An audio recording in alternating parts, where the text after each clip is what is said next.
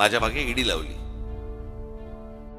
मला ती पण कहाणी आज तुम्हाला तुमच्या समोर आणि ह्या चॅनलच्या द्वारे महाराष्ट्रासमोर मला समोर सांगायचीच आहे.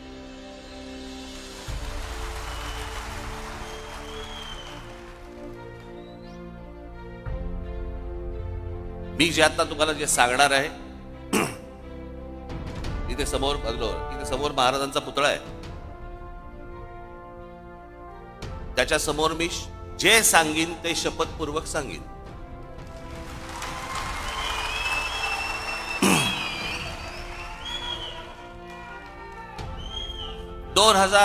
साधारणपणे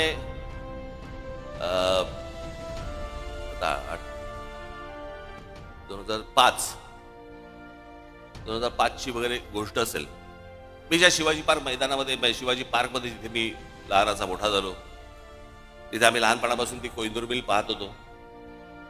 काही नाही, येता जाता ती डोळ्यासमोर यायची. एके दिवशी, ही 2005 ची गोष्ट, वर्तमानपत्रामध्ये मी बातमी वाचली. तोपर्यंत आम्ही आमचा व्यवसाय सुरू केला होता. आता व्यवसाय करणं हा तर काही पाप होऊ शकत नाही ना. अनेकांना व्यवसाय दाखवता पण येत नाहीत, तरी सगळ्या गोष्टी सुरू असतात त्यांच्या. एक व्यवसाय सुरू केला. वर्तमानपत्र सकाळी वाचत असताना वर्तमानपत्रामध्ये एक बातमी दिसली मला. NTSCच्या सगळ्या मिल्स, NTSCच्या केंद्र सरकारने सुप्रीम कोर्टाने निर्णय दिलाय की या NTSCच्या मिल्स काढा आणि जे काही कामगारांचे इतक्या वर्षांचे पगार होते ते देऊन टाका. आपली बातमी वाचत होतो. बातम्या वाचता वाचता त्या सगळ्या मेलमध्ये एक कोइंदूर मिल होती. म्हणून मी आमचे जे पार्टनर होते त्यांना मी फोन केला. म्हटलं, अरे असं असं समोर काहीतरी येते कोइंदूर मिलचं. त्यांनी मला सांगितलं, पण हे ते प्रकरण खूप मोठं आहे. म्हटलं, हो, मला मान्य, मला खूप मोठं आहे. काय आहे एकदा चेक तर करू. म्हणून आमचे एक दुसरे सहकारी होते, त्यांना मी फोन केला, त्यांना बोलून घेतलं. म्हटलं, जरा बसून बघा काय होतंय. मग त्यांनी सगळी आकडेवारी केली वगैरे वगैरे. ते बोलले, आपण टेंडर भरून टाकू. पण ते सगळं गणित बिणित केलं, टेंडर भरून टाकलं. एके दिवशी त्या माझ्या सहकार्याचा, माझे पार्टनर होते, त्यांचा घाबरत घाबरत फोन आला सकाळी. म्हणाले, काय? म्हटलं, काय रे, काय झालं एवढं, काय घाबर? नाही, ते टेंडर लागलं. म्हटलं, मग घाबरतो कशाला? नाही नाही, ते काहीतरी काय 400-500 कोटीचं काहीतरी ते टेंडर होतं, काहीतरी द्यायचं. आणायचे कुठून? थोडक्यात माझी जरा थोडीशी जमीन पायाखालची सरकली होती. आता म्हटलं, काय करायचं, दाखवायला तर नको. मग आमच्या एका दुसऱ्या मित्राला सांगितलं. मग त्यांनी ते IL&FS नावाची एक कंपनी होती, त्या IL&FS कंपनीशी ते बोलले. आणि ती कंपनी बोलली की बाबा, आम्ही पैसे भरायला तयार आहोत, तुमच्याबरोबर यायला तयार आहोत. म्हणून सगळे पैसे जेवढे असतात ते सगळे त्या कंपनीने भरले. आम्ही त्याच्यामध्ये पार्टनर होतो. 7-8 जण होतो आम्ही.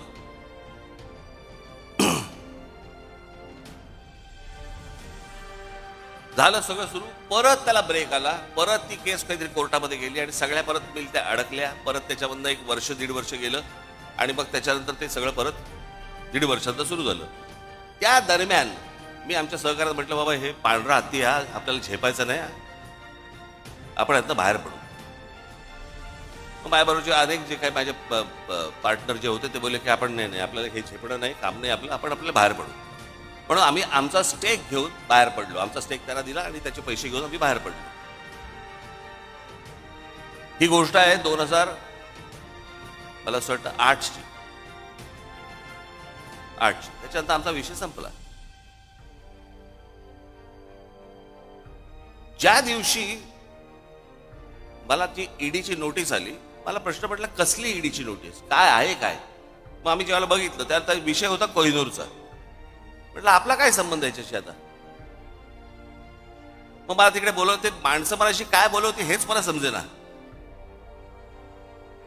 की त्यांच्याकडनं तुम्हाला पैसे आले पण तुम्ही त्यांचे पैसे, काय मला काय कळत नव्हतं. म्हटलं, काय झालं? बरं, जे पैसे आले त्याच्यावरती आम्ही टॅक्स भरला, टॅक्स भरून तो गेला. सगळ्यांनीच टॅक्स भरला आणि तो गेला. जी जी कंपनी होती त्याच्यामध्ये टॅक्स भरला, त्या कंपनीने तिकडे टॅक्स भरला. त्यातनं आम्ही बाहेर पडलो. मला ज्या वेळेला ती गोष्ट आली त्यावेळेला मी ज्यावेळेला इन्क्वायरी केली, आमच्या सीएला बोलवलं. म्हटलं काय नेमकं काय झालं सांग मला. तो बोलला तुमच्यातला एक जो पार्टनर आहे, तुम्ही जो टॅक्स भरलात त्या कंपनीत, त्या पार्टनरने तो टॅक्स इन्कम टॅक्सला भरलाच नाही, तो ते पैसे तुमचे बाहेरच्या बाहेर वापरले. म्हटलं मग आता काय करायचं. म्हणे आता परत टॅक्स भरायला लागेल. आम्ही परत टॅक्स भरून टाकला. जेवढा होता तेवढा परत प्रत्येकाने आपापला टॅक्स परत भरून टाकला. कोण जाईल झंझटीत. विषय संपला. आता एवढ्याशा गोष्टीसाठी राज ठाकरे ईडीला घाबरला आणि मोदींची स्तुती करायला लागला. मला काय देणं घेणं त्या गोष्टींशी. सन्माननीय राजसाहेब ठाकरेंना विनंती करतो की त्यांनी उपस्थितांना संबोधित करायचं आहे.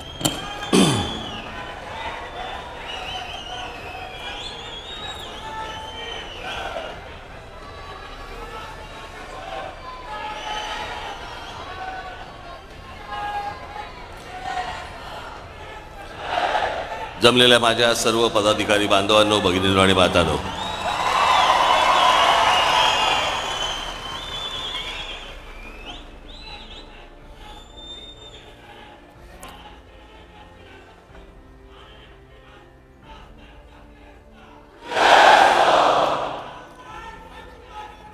बस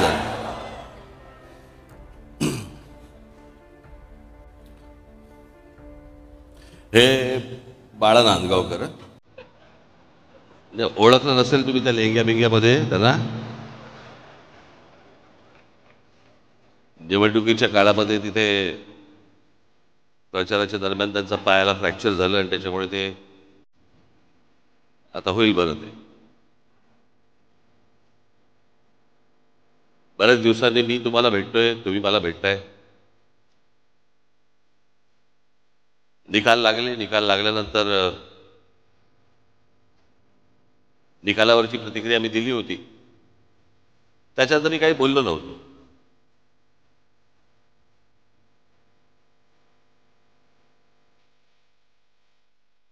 पण शांत आहे याचा अर्थ विचार करत नव्हतो असं नाही.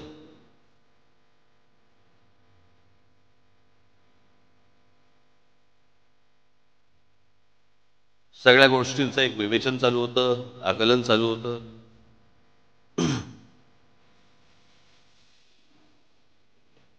बरेच लोक मला भेटले या सगळ्या गेल्या 2 महिन्यामध्ये, 1.5 महिन्यामध्ये.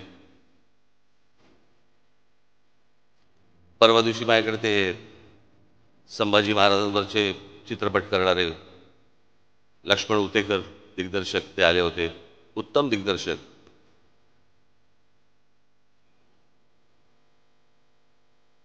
महाराष्ट्रातल्या तर प्रत्येकाने, मी काय त्याचा काही डिस्ट्रीब्युटर नाहीये,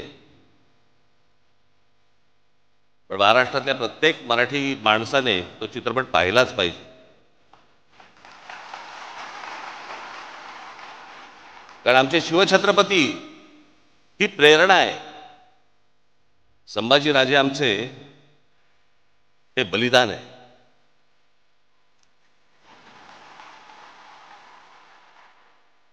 आणि मग मला मी पाहिलं नव्हतं त्याचं ते ट्रेलर बिलर. मला आमच्या आमिर खोपकरने मला सांगितलं की त्यांना तुम्हाला येऊन भेटायचंय. म्हटलं काय आहे विषय. नाही म्हणजे त्याच्यामध्ये संभाजी महाराज, हा लाईट जरा कमी होईल का रे, माझ्या डोक्यात डोळ्यासमोरचा काय आहे का काही त्याच्यात. काय बोटं बिटं घाला कुठेतरी भेटणार.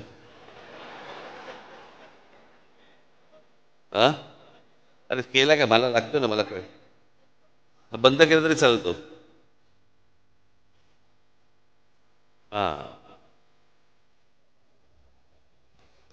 तर त्याने मला काहीतरी सांगितलं की काहीतरी संभाजीराजे लेझिम खेळताना वगैरे काहीतरी दाखवलं वगैरे वगैरे. मग मी तो ट्रेलर पाहिला. मग दुसऱ्या दिवशी ते आले मला भेटायला. अर्थात लेझिम हा आपला पारंपरिक खेळ आहे महाराष्ट्राचा. आणि संभाजीराजांनी कधीतरी हातामध्ये लेझिम घेतलंही असेल, काय माहिती. इतिहासाच्या पानात नाही पण मनात तर असेल.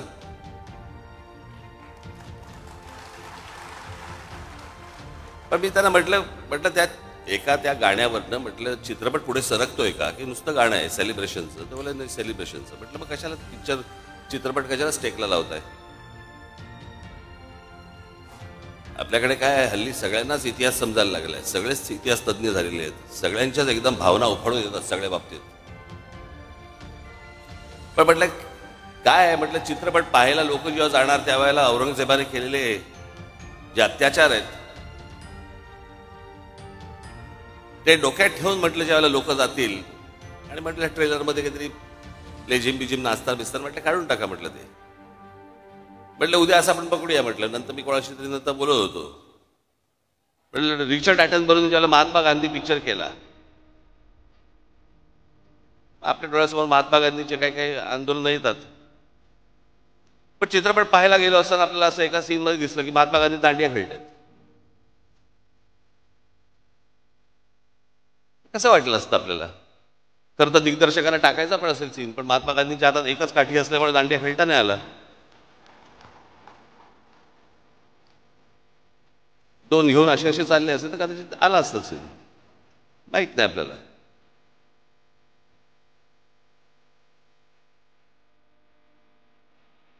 पण बरेच लोक मला भेटले. म्हणजे निकाल लागल्यावरती, निवडणुकीचा निकाल लागल्यावरती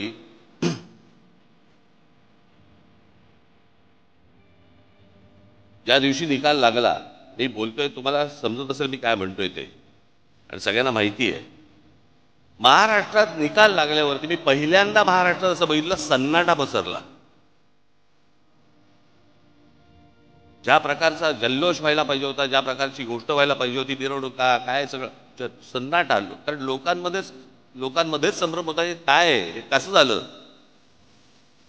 असा कसा निर्णय आला. माझ्याकडे एक व्यक्ती आली होती जी RSSची म्हणजे संघाशी संबंधित व्यक्ती होती. त्यांच्याही मनामध्ये मला दिसलं की त्यांनाही पटलेलं नाही. त्यांनी फार छान वाक्य बोललेली माझ्यासमोर. मला म्हणाले इतना सन्नाटा क्यों है भाई, कोई तो जीता होगा. कोणीतरी जिंकलं असेल की ज्याच्यातनं जल्लोष होईल. पण महाराष्ट्रामध्ये जो सन्नाटा पसरला ते कसलं द्योतक आहे. काही काही गोष्टींवरती तर विश्वासच बसू शकत नाही. हे आमच्या इथे राजू पाटील बसलेत. कुठे आहेत राजू, कुठे आहेत?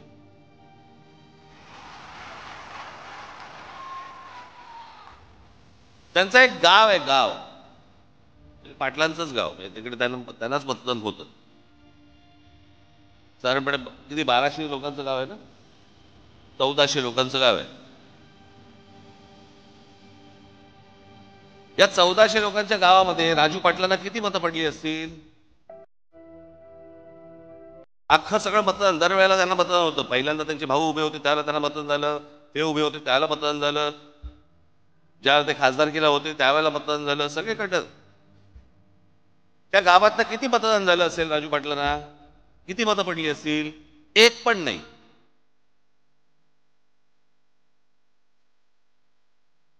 अख्ख्या गावातनं एक मत नाही पडत. जी 1400 मतं जी दरवेळेला राजू पाटलांना पडायची त्या गावामध्ये एक मत नाही पडत.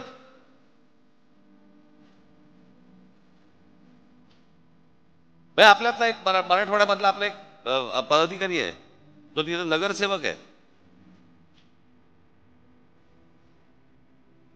नगरसेवक असताना म्हणजे नगरसेवक जेव्हा झाला त्यावेळेला त्याला त्याच्या भागातनं 5,500 मतदान आहे. 5,500 त्याच्या भागात ना.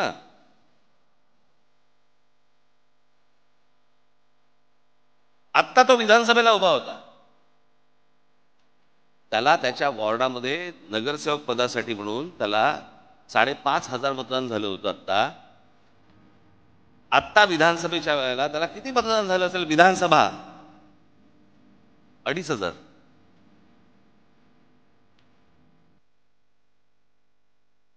अनेक असे निर्णय आहेत महाराष्ट्रामध्ये झालेले की ज्याच्यावरती विश्वास निवडून आलेल्यांचा विश्वास नाहीये. पडलेल्यांचा काय घेऊन बसलो आपण. रोज रात्री बायकोला चिट्टा काढ. बाळासाहेब थोरात काँग्रेसचे नेते 7 वेळा आमदार झाले, 7 वेळा. ही 8वी टर्म होती त्यांची. 7 वेळा जो माणूस आमदारकीला 70 ते 80 हजार मताधिक्याने निवडून यायचे, ते बाळासाहेब थोरात या निवडणुकीमध्ये 10,000 मतांनी पराभव होतो.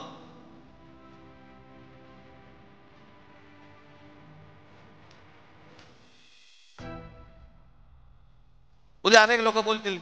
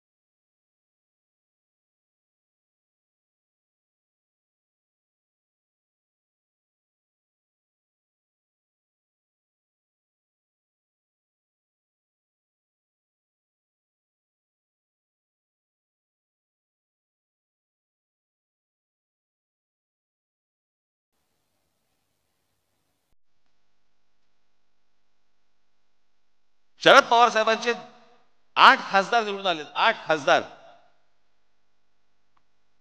त्यांचे 10 आमदार येतात. आणि लोकसभेला ज्या अजित पवारांचा 1 खासदार निवडून आलाय, तिथे 42 आमदार येतात. 4 महिन्यात फरक पडला लोकांच्या मनात. काय झालं, कशामुळे झालं, हा संशोधनाचाच विषय. मी तुम्हाला आज काय सांगायला आलोय, या मतदानावरती जाऊ नका. लोकांनी आपल्याला मतदान केलेलं आहे, फक्त ते आपल्यापर्यंत आलेलं नाहीये.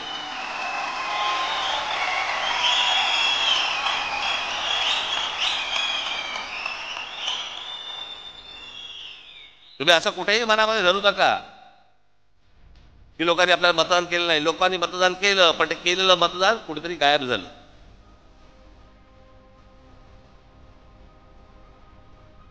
आणि अशा प्रकारच्या ज्या निवडणुका लढवायच्या असतील तर निवडणुका न लढवल्याच बऱ्या.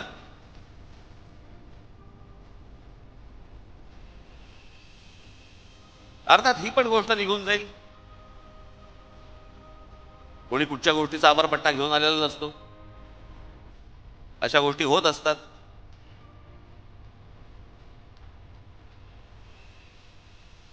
पण मला तुम्हाला फक्त एकच गोष्ट, तुम्हाला आज महत्वाच्या गोष्टी काही सांगायच्या आहेत.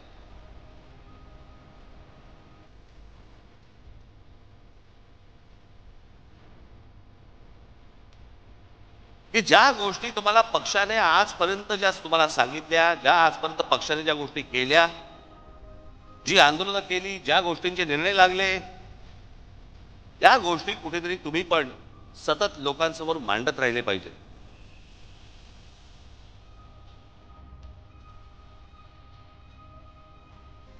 आतापर्यंत आपण काय काय केलं, कोणती कोणती आंदोलनं केली, कोणकोणत्या विषयामध्ये हात घातला, कोणकोणत्या विषयांचे निर्णय लागले, हे तुम्ही स्वतः कन्व्हिन्स पाहिजेत. तुम्हाला 4 लोकांनी प्रश्न विचारल्यावरती भांबावून जाणं हे काय, तो हे चांगलं लक्षण नव्हे.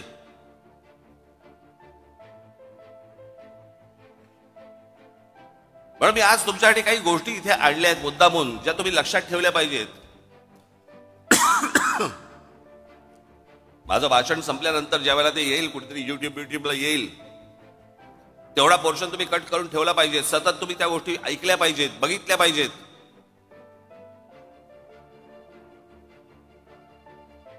आणि हा जाणीवपूर्वक केलेला प्रचार असतो, जाणीवपूर्वक केलेला प्रसार असतो. तिथे जर तुम्ही खमके नसाल, तुम्ही जर खंबीर नसाल, तुम्ही उत्तर काय देणार आहात? आणि हे जाणून बुजून सगळे, कारण कसं आहे, हल्ली काही अनेक पत्रकार जे आहेत हे अनेक पक्षांच्या दावणीलाच बांधले गेलेले आहेत. अनेक चांगले पत्रकार देखील आहेतच, पण अनेक पत्रकार गेलेले आहेत. ते ह्या सगळ्या गोष्टी लिहित असतात, सांगत असतात, चॅनलमधनं पसरवत असतात, वर्तमानपत्रात देत असतात, सगळ्या गोष्टी चालू असतात, सोशल मीडियावरती देत असतात. आणि मग तुम्हाला ते भणभणून टाकतात. त्यातला सगळ्यात महत्वाचा भाग कुठला? 3 विषय मला मुद्दा म्हणून तुमच्या समोर मांडायचे आज. एक म्हणजे राज ठाकरे भूमिका बदलतात. मी ज्यावेळेला माझ्या काही पदाधिकाऱ्यांची, इतर सगळ्या लोकांची ज्यावेळेला मी बोललो त्यांच्याशी, मी म्हटलं तुम्हाला तरी माहिती आहेत का, म्हटलं भूमिका बदलणं म्हणजे कशाला म्हणतात?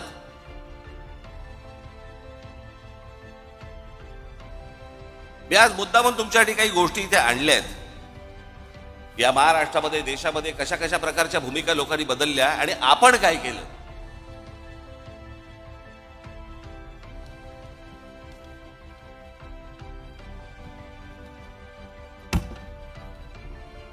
थोडा मागे जातो, नंतर मध्यात परत येतो.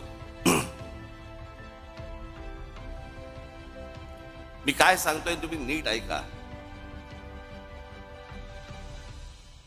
या देशाला ज्या वेळेला स्वातंत्र्य मिळालं, त्या स्वातंत्र्य मिळाल्यानंतर पहिली निवडणूक या देशामधली ही 1952 साली झाली. आणि ह्या 52 साली ज्या वेळेला ही निवडणूक झाली, त्यावेळेला नुकताच राष्ट्रीय स्वयंसेवक संघाचा म्हणून त्यांचा एक पॉलिटिकल विंग ही जन्माला आली. तिचं नाव जनसंघ.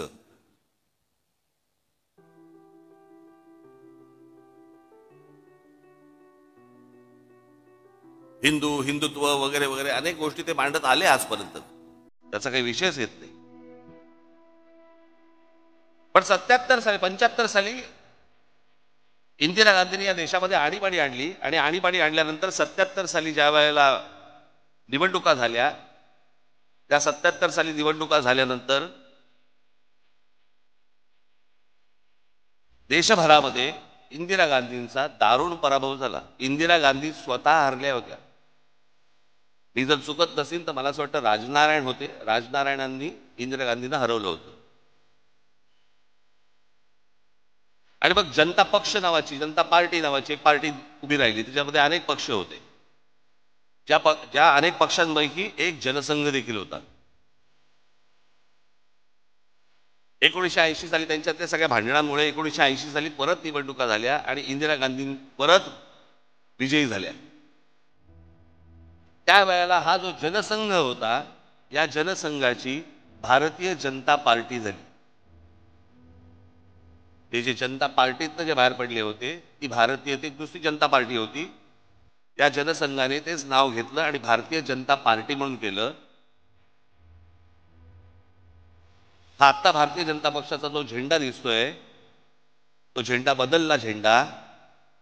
आणि जनता पार्टीचा जो झेंडा होता, जो आडवा होता, भगवा आणि हिरवा, तो यांनी उभा केला.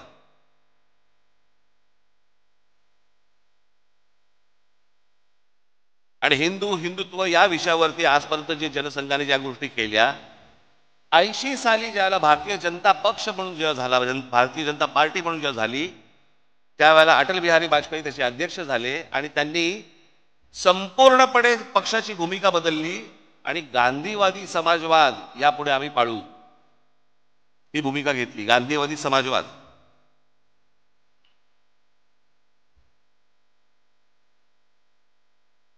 मग 84ला इंदिराजी गेल्या, इंदिराजी नंतर मग परत धक्के. आता ह्याच दरम्यान 77ला निवडणूक झाली, 78ला परत एक निवडणूक झाली, त्याच्यामध्ये शरद पवारांचा पुलोद आला. शरद पवार मुख्यमंत्री झाले. ते आहे ना ते वसंतदादा पाटलांच्या पाठीत खंजीर खुपसून वगैरे ते सगळं प्रकरण. आणि ज्या वेळेला शरद पवारांनी ज्या वेळेला पुलोद स्थापन केली त्यावेळेला हाच जनसंघ, त्याला भारतीय जनता पार्टी झाली नव्हती, हा जनसंघ पुलोदमध्ये शरद पवारांबरोबर होता.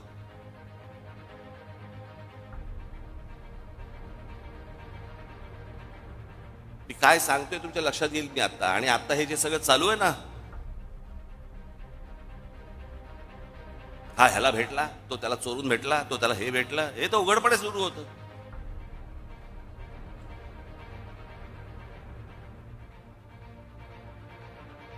त्याच 78ला म्हणजे मुळात 77-75 पासून शिवसेनेने काँग्रेसच्या आणीबाणीला पाठिंबा दिला होता. 80ची निवडणूक ही शिवसेनेने एकही जागा लढवली नव्हती, परंतु काँग्रेस आणि शिवसेना यांची युती होती.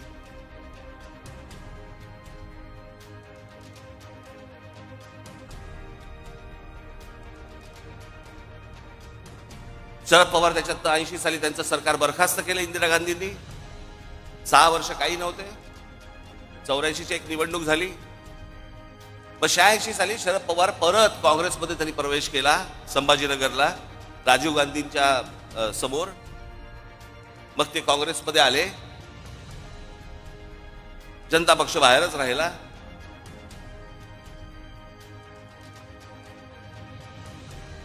मग मराठीच्या प्रश्नावरती मुंबई महानगरपालिका शिवसेनेच्या हातामध्ये आली. 86ची निवडणूक झाली. 86 पर्यंत अटल बिहारी वाजपेयी हे भारतीय जनता पार्टीचे अध्यक्ष होते. 86ला पहिल्यांदा पार्ल्याची निवडणूक झाली आणि या देशातली पहिली निवडणूक जी हिंदुत्वावरती जिंकली गेली, ज्याच्यातनं अटल बिहारी वाजपेयींना बाजूला केलं आणि परत भारतीय जनता पार्टीने हिंदुत्वाचा नारा सुरू केला. त्यांच्या लक्षात आलं हिंदू हिंदू म्हणून मतदान करायला लागला.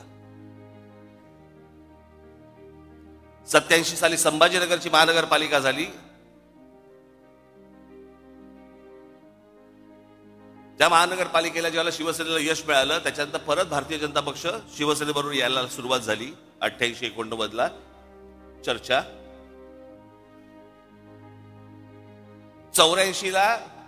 1984ला शिवसेना भारतीय जनता पक्ष युती झाली होती आणि शिवसेनेचे 2 खासदारकीचे उमेदवार हे कमळावरती उभे होते, मनोहर जोशी आणि वामनराव महाडिक.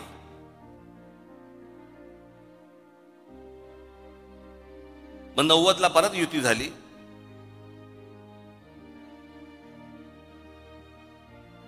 ला परत शरद पवार मुख्यमंत्री झाले.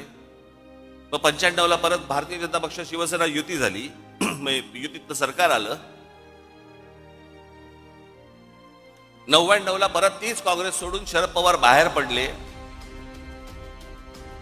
आणि 99चे रिझल्ट लागल्यावरती 2 महिन्यात एक दीड महिन्यामध्ये शरद पवार त्यांची काय राष्ट्रवादी काँग्रेस आणि काँग्रेस परत युती झाली. ज्या काँग्रेसला शिव्या घालून ते बाहेर पडले होते त्यांच्याच बरोबर दीड महिन्यात युती झाली. हे मी तुम्हाला का सांगतोय? या सगळ्यांनी आपापसात प्रत्येकाच्या स्वार्थासाठी सगळ्यांनी आपापल्या भूमिका बदलल्या. इथे मी कोणत्या स्वार्थासाठी भूमिका बदलली हो?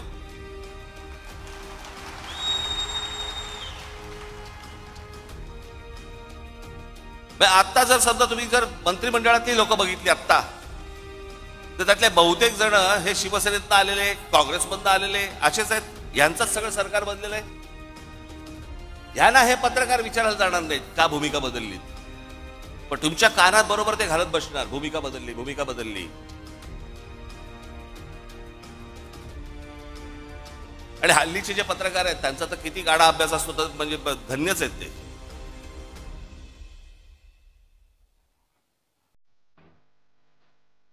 आजचा दिवस ढकलायचा, काही का बातमी टाकेना.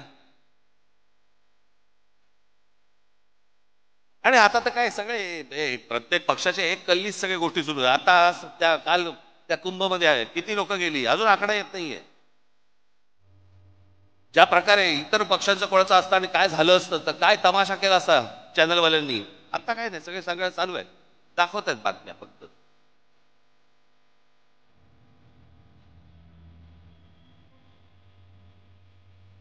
आणि मग काय गोष्टी पेरायच्या की राज ठाकरेंनी पहिल्यांदा नरेंद्र मोदींना पाठिंबा दिला, मग त्यांच्या ते विरोधात बोलायला लागले, आणि मग परत त्यांनी सपोर्ट केला. का केला? कारण त्यांच्या मागे ईडी लावली, माझ्या मागे ईडी लावली.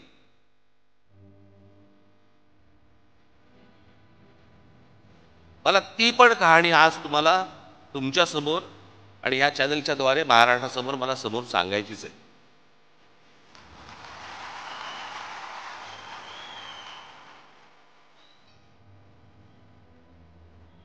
मी जे आता तुम्हाला जे सांगणार आहे, इथे समोर इथे समोर महाराजांचा पुतळा आहे, त्याच्या समोर मी जे सांगीन ते शपथपूर्वक सांगेन.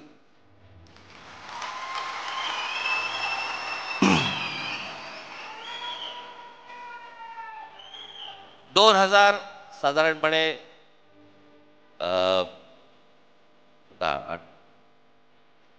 2005 ची वगैरे गोष्ट असेल. मी ज्या शिवाजी पार्क मैदानामध्ये, शिवाजी पार्कमध्ये जिथे मी लहानाचा मोठा झालो, तिथे आम्ही लहानपणापासून ती कोइंदूर मिल पाहत होतो. काही नाही, जस्ट येता जाता ती डोळ्यासमोर यायची. एके दिवशी ही 2005 ची गोष्ट, वर्तमानपत्रामध्ये मी बातमी वाचली. तोपर्यंत आम्ही आमचा व्यवसाय सुरू केला होता. आता व्यवसाय करणं हा तर काय पाप होऊ शकत नाही ना. अनेकांना व्यवसाय दाखवता पण येत नाहीत, तरी सगळ्या गोष्टी सुरू असतात त्यांच्या. एक व्यवसाय सुरू केला. वर्तमानपत्र सकाळी वाचत असताना वर्तमानपत्रामध्ये एक बातमी दिसली मला. एनटीएससीच्या सगळ्या मिल्स, एनटीएससीच्या केंद्र सरकार सुप्रीम कोर्टाने निर्णय दिलाय की या एनटीएससीच्या मिल्स काढा आणि जे काही कामगारांचे इतक्या वर्षांचे पगार होते ते देऊन टाका. आम्ही बातमी वाचत होतो. बातम्या वाचता वाचता त्या सगळ्या मेलमध्ये एक कोइंदूर मिल होती. म्हणून मी आमचे जे पार्टनर होते त्याला मी फोन केला, म्हटलं अरे असं असं समोर काहीतरी येते कोइंदूर मिलचं. त्यांनी मला सांगितलं पण हे ते प्रकरण खूप मोठं आहे. म्हटलं हो, मला मान्य, मला खूप मोठं आहे, काय आहे एकदा चेक तर करू. म्हणून आमचे एक दुसरे सहकारी होते, त्यांना मी फोन केला, त्यांना बोलून घेतलं, म्हटलं जरा बसून बघा काय होते. मग त्यांनी सगळी आकडेवारी केली वगैरे वगैरे. ते बोलले आपण टेंडर भरून टाकू. पण ते सगळं गणित बिणित केलं, टेंडर भरून टाकलं. एके दिवशी त्या माझ्या सहकार्याचा पार्टनर होते, त्यांचा घाबरत घाबरत फोन आला सकाळी. अरे काय म्हटलं, काय रे काय झालं एवढं काय घाबर? नाही ते टेंडर लागलं. म्हटलं मग घाबरतो कशाला?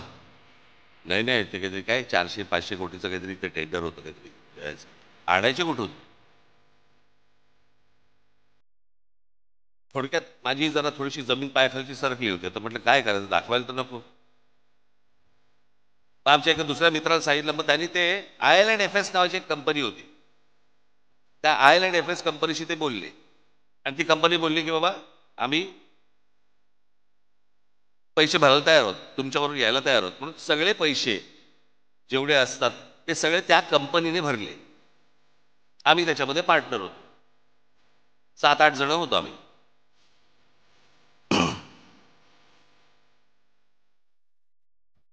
झालं सगळं सुरू, परत त्याला ब्रेक आला, परत ती केस काहीतरी कोर्टामध्ये गेली आणि सगळ्या परत मिल त्या अडकल्या. परत त्याच्यामधनं 1 वर्ष 1.5 वर्ष गेलं आणि मग त्याच्यानंतर ते सगळं परत 1.5 वर्षाचं सुरू झालं.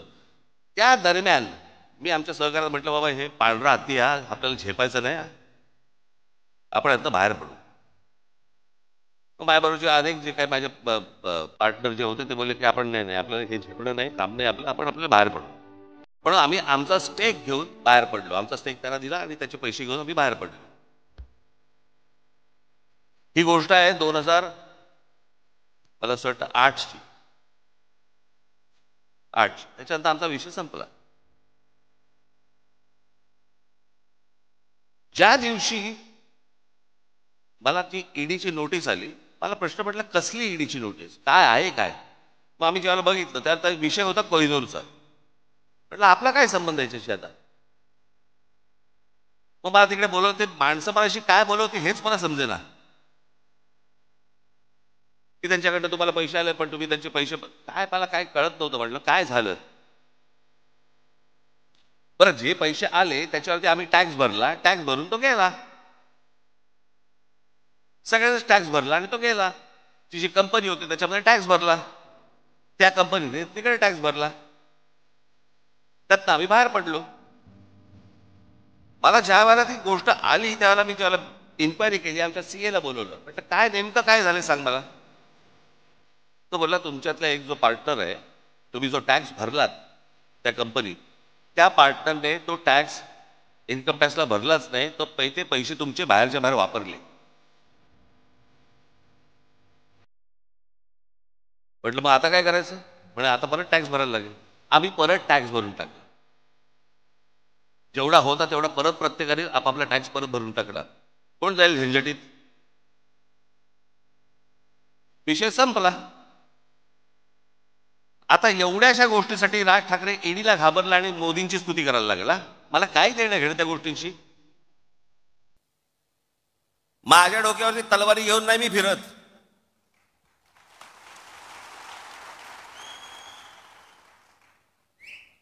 हे बाकीच्यांसारखं नाहीये. 6 दिवस अगोदर मोदी म्हणतात 70,000 कोटीचा भ्रष्टाचार केलेला ना आम्ही 8 मध्ये टाकू. आम्हाला माहित होतं की ते मंत्रिमंडळात टाकणार आहेत.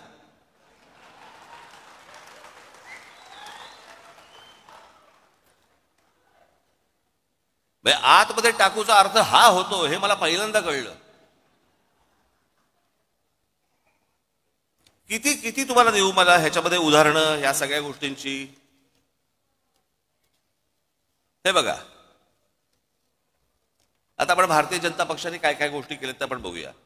हिम्मत बिस्वा शर्मा भ्रष्टाचाराचं मूर्तिमंत प्रतीक अशी ज्यांची संभावना भारतीय जनता पक्षाने केली होती, हिम्मत बिस्वा शर्मांची, त्यांना पक्षात घेतलं. नंतर दुसऱ्या पक्षात होते ते, भ्रष्टाचाराचे आरोप केले होते त्यांच्यावरती. त्यानंतर भारतीय जनता पक्षाने पक्षात घेतलं. त्यांना अर्थ, आरोग्य आणि शिक्षणासारखी खाती दिली. नंतर त्यांना 2021 मध्ये मुख्यमंत्री केलं. म्हणजे ज्यांच्यावरती भ्रष्टाचाराचे आरोप केले होते तिथे भूमिका नाही बदलली. हे तुम्हाला पत्रकार नाही सांगणार. मुकुल रॉय पूर्व भारतात सरधाना नावाच्या समूहाने लोकांना भरमसाठ रिटर्न्स देतो म्हणून पैसे गोळा केले आणि त्यांचे पैसे बुडवले. या घोटाळ्याचे शिल्पकार मुकुल रॉय हे मुकुल रॉय होते असा भाजपाचा असा आरोप होता. 1917 मध्ये भाजपने मुकुल रॉयना पक्षात घेतलं. BS येडियुरप्पा खाण घोटाळ्या प्रकरणी भाजपने त्यांना दूर सारलं, पण पक्ष सत्तेत येत नाही हे पाहून पुन्हा पक्षात घेतलं आणि 2019 ते 21 त्यांना मुख्यमंत्री केलं. अजित पवारांचं आता मी तुम्हाला सांगितलं. अशोक चव्हाण आदर्श घोटाळा, त्यांनी काँग्रेस पक्ष सोडायच्या आधी संसदेत आदर्श घोटाळ्यातील त्यांच्या सहभागावरून भाजपच्या खासदारांनी आरोप केले. पुढे 8 दिवसात ते भाजपमध्ये आले आणि लगेचच त्यांना राज्यसभेवरती खासदार म्हणून पाठवलं. भूमिका नाही बदलली. फारुख अब्दुल्ला यांनी काश्मीर मधल्या 370 कलमाला विरोध करणाऱ्या भाजपसोबत, भाजपचा 370 कलमाला विरोध होता सुरुवातीपासून, त्यांचा विरोध होता की ते असू नये म्हणून, आणि फारुख अब्दुल्लांचा विरोध होता ते काढू नये म्हणून. काश्मीर मधल्या 370 कलमाला विरोध करणाऱ्या भाजपसोबत 1999 ला त्यांच्या NDAचे घटक बनले फारुख अब्दुल्ला आणि ओमर अब्दुल्ला परराष्ट्र राज्यमंत्री बनले. याच ओमर अब्दुल्लांच्या नंतर नॅशनल कॉन्फरन्सने 2009 मध्ये काँग्रेसबरोबर युती केली. भूमिका नाही बदलली. भाजपमध्ये आले, भाजपने भूमिका बदलली. हे तुम्हाला कोण सांगणार नाहीत. म्हणून मी तुम्हाला, राजकारणामध्ये आहात तुम्ही, तुम्हाला हे सगळे संदर्भ तुम्हाला लक्षात असले पाहिजेत, तुम्हाला माहिती असली पाहिजे. ज्या वेळेला हे लोक येऊन समोर ज्याला तुमच्याशी बोलतात आणि ज्याला त्याला सांगतात आणि ही असली गोष्टी ज्याला अफवा पसरवायला लागतात, त्यावेळेला तुम्ही तयार पाहिजेत.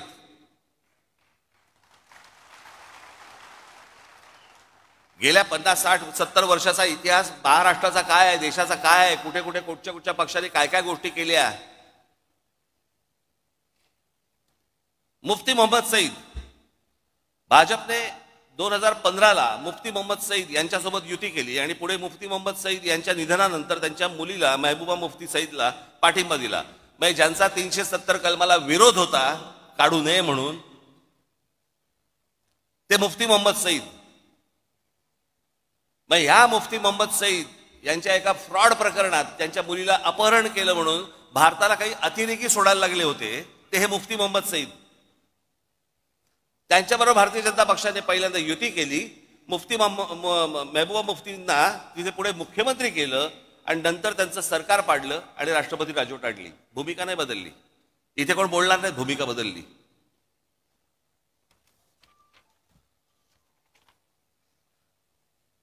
आता महाराष्ट्र देऊ. राधाकृष्ण विखे पाटील आधी काँग्रेसमध्ये, मग विरोधी पक्षनेते होते. पुढे 2022 ते 24 काळात महसूल मंत्री आणि सध्या जलसंपदा मंत्री भाजपमध्ये. हर्षवर्धन पाटील आधी काँग्रेसमध्ये होते, मग ते भाजपमध्ये आले. हर्षवर्धन पाटील भाजपमध्ये आले तेव्हा म्हणाले होते आता शांत झोप लागते. ते हर्षवर्धन पाटील बोलले होते. सगळ्याचे व्हिडिओज आहेत, सगळ्या गोष्टी तुम्ही बघू शकता. नारायण राणे, गणेश नाईक, बबनराव पाचपुते, विजयसिंग मोहिते पाटील, पदमसिंग पाटील, किरीट सोमय्या ते केवढे आरोप केले होते. अनेक लोकांवरती आरोप केले विरोधी पक्षांमधल्या. आज ज्यांच्यावरती आरोप केलेत ना, ते सगळे आज मंत्रिमंडळात आहेत किंवा भारतीय जनता पक्षासोबत आहेत. त्यांना नाही कोणी विचारत जात की भूमिका बदलली का, काय बदललं. हे जाणून बुजून तुमच्या खाली लागतात. जाणून बुजून तुम्हाला बदनाम करण्यासाठी म्हणून या गोष्टी सगळ्या पसरवल्या जातात. शिवसेनेचा ज्यावेळेला जन्म झाला 1966 साली, त्याच्यानंतर पहिली जी निवडणूक लढवली ती प्रजा समाजवादी पक्षाबरोबर लढवली. त्या निवडणुकीनंतर मुस्लिम लीग बरोबर युती पण केली होती. त्याच्यानंतर 77-75ला काँग्रेसला पाठिंबाही दिला होता. 80 साली युती पण केली होती. नंतर भारतीय जनता पक्षाबरोबर त्या वेळेची जी काय परिस्थिती असेल त्याप्रमाणे विरोधी पक्ष कोण निर्णय घेत असतात, यांनी घेतले असेल, त्या वेळेला परिस्थिती बदलली असेल. पण त्यांची ती बदललेली परिस्थिती, हे ह्यांचं बरं आहे, ह्यांनी केलं की प्रेम, आम्ही केला की बलात्कार.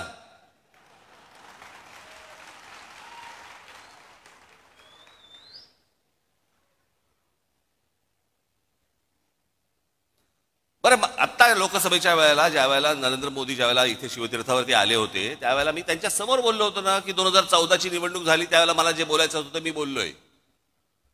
2017ची निवडणूक झाली त्यावेळेला मला जे म्हणायचं होतं ते मी म्हणून झालेलं आहे.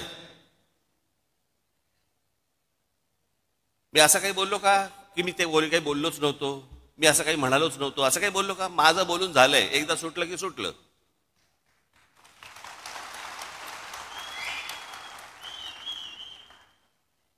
आणि जे बोललो होतो त्या सगळ्या गोष्टींना आधार होते. जे चांगलं कराल त्याला चांगलं म्हणू, जे वाईट कराल त्याला वाईट म्हणू. ह्या सगळ्या गोष्टीच्या तुमच्या समोर आणल्या. हे कृपाशंकर सिंग, बबनराव पाचपुते, अजित पवार, हे सगळे देवेंद्र फडणवीसांनी किती लोकांवरती आरोप केले आतापर्यंत? भ्रष्टाचाराचे किती लोकांना बरोबर आरोप केले? कित्येक लोकांवरती, जे तुम्हाला आता त्यांच्याबरोबर मंत्रिमंडळात दिसतील. कित्येक लोक तर आता देवदर्शनाला जातात, पूजा करतात, देव पायात ठेवतात. की फडणवीस किंवा किरीट सोमय्या कोणीतरी आमच्यावरती आरोप करा. चला आरोप केल्यावर आतमध्ये जाता येतं.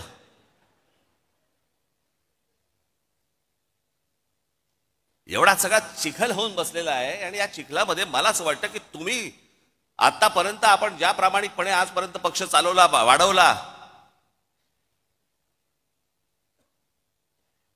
अनेक लोकांना हे असतं राजसाहेबांनी भारतीय जनता पक्षाच्या किंवा कोणाला नेत्यांना भेटलं नाही पाहिजे. समोरचा बोलला चहा प्यायला येतो तर काय सांगू, घरीच पी.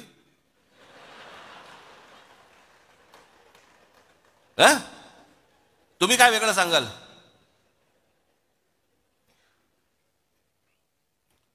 अहो पण ते मला जेव्हा भेटायला येतात ना त्यावेळेला मी तुम्हाला विकत नाही.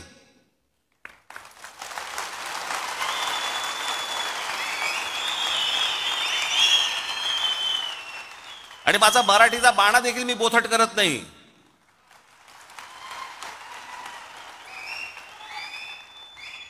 येतात, फोन करतात. आता मध्यंतरी मागे मी एकदा नाशिकला होतो. सकाळी मी निघालो होतो दौऱ्यावरती, कुठे पुण्याला जायचं होतं.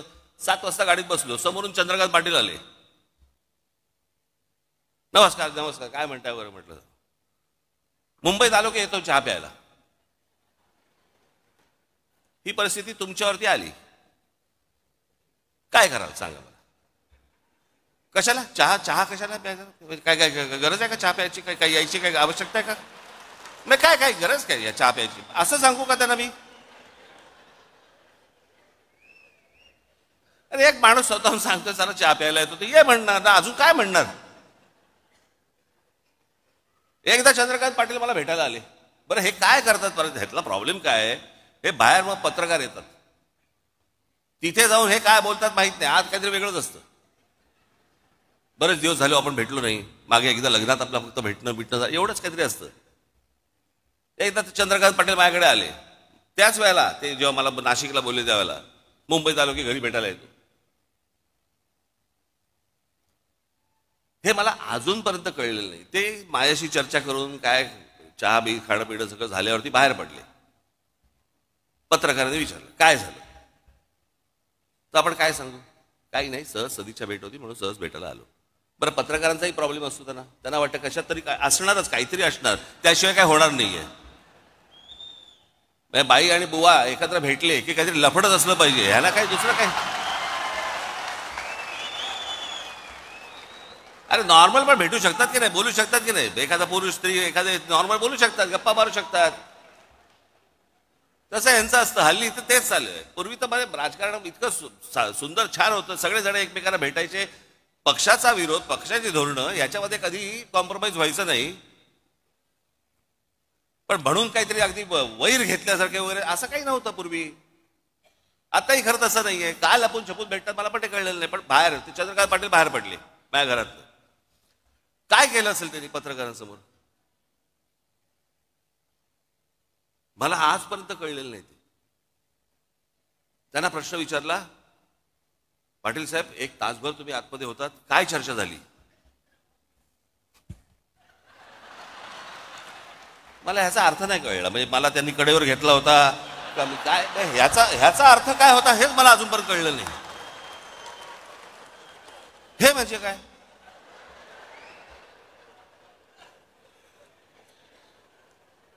बरं मी काय पाहिलं नव्हतं.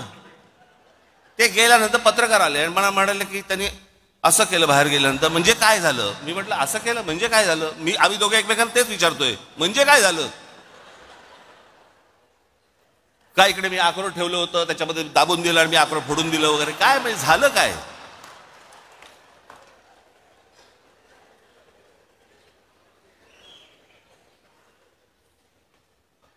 एक गोष्ट तुम्ही लक्षात ठेवा, हे कोण भेटायला आले बिले वगैरे वगैरे, पक्षाची भूमिका आणि तुमचं प्रेम यांच्यासमोर लाचार ठेवणार नाही.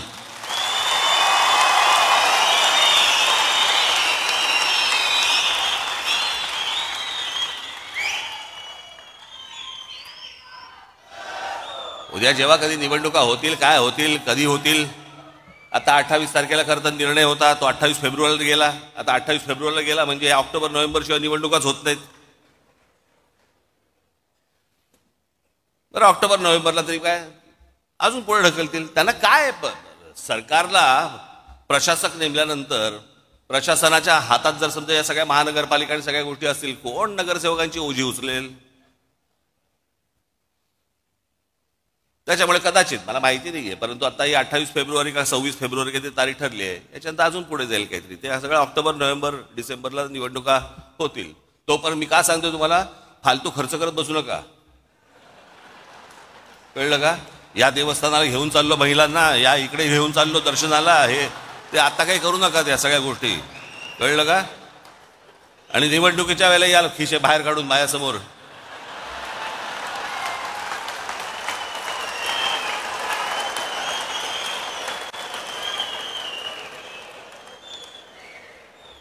जरा सांभाळून, जरा काय आजूबाजूला चाललंय जरा एकदा बघा बरं का.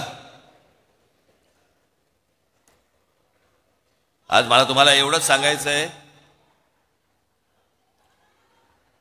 पुढच्या काही दिवसांमध्ये पक्षाला वरपासून खालपर्यंत एक प्रकारची शिस्त आणण्याच्या दृष्टिकोनातून एक आचारसंहिता येणार आहे.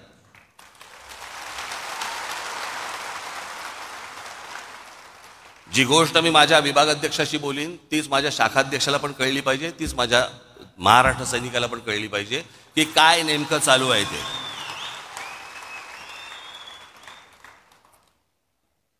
पुढच्या साधारणपणे फेब्रुवारीच्या पहिल्या दुसऱ्या आठवड्यापर्यंत त्या प्रत्येकाला बोलवलं जाईल. प्रत्येकाची आचारसंहिता प्रत्येकाला दिली जाईल. नेत्यांची आचारसंहिता नेत्यांना, त्याच्यानंतर तुमची कदाचित काही गोष्टींची नावंही बदलली जातील, पदांची.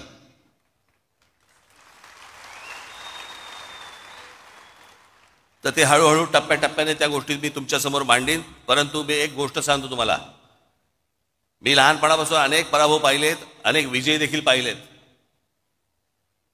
पराभवाने मी कधी खचलो नाही आणि विजयाने कधी हुरळून गेलो नाही.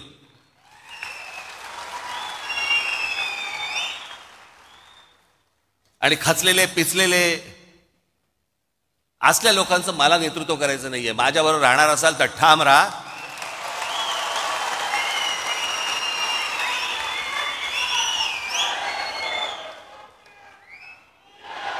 आपल्याला जे महाराष्ट्रामध्ये करायचंय, जे आपल्याला महाराष्ट्राच्या मराठी माणसासाठी करायचंय, जे या महाराष्ट्रातल्या हिंदूंसाठी करायचंय ते आपण करणारच आहोत. ते आपलं स्वप्न आहे.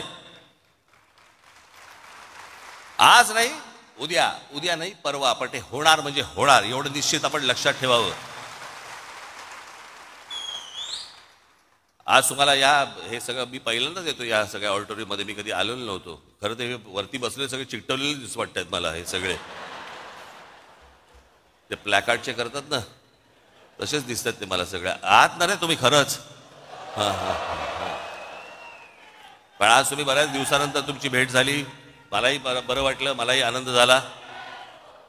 एका उत्साहात, जल्लोषात, जोशात पुढच्या येणाऱ्या सगळ्या गोष्टी आपण पार पाडायच्या आहेत. घराघरापर्यंत जायचं आहे, लोकांचा विश्वास संपादन करायचा आहे. जे जे आतापर्यंत पक्षाने केलेलं आहे ते लोकांपर्यंत जाणं गरजेचं आहे. असल्या फालतू ज्या वेळेला अफवा पसरवल्या जातात त्यावेळेला तुमचा देखील राजकीय अभ्यास हा दांडगा असला पाहिजे आणि तुम्ही देखील पुरून उरला पाहिजेत त्या समोरच्या लोकांना. या गोष्टी मला असं वाटतं घेऊन तुम्ही आज सगळेजण आपल्या आपल्या घरामध्ये जाल. फेब्रुवारीच्या पहिल्या आठवड्यात, दुसऱ्या आठवड्यामध्ये आपल्या सर्वांची मी भेट घेईनच. तोपर्यंत तुर्तास आज इथेच थांबतो. धन्यवाद. जय हिंद, जय महाराष्ट्र.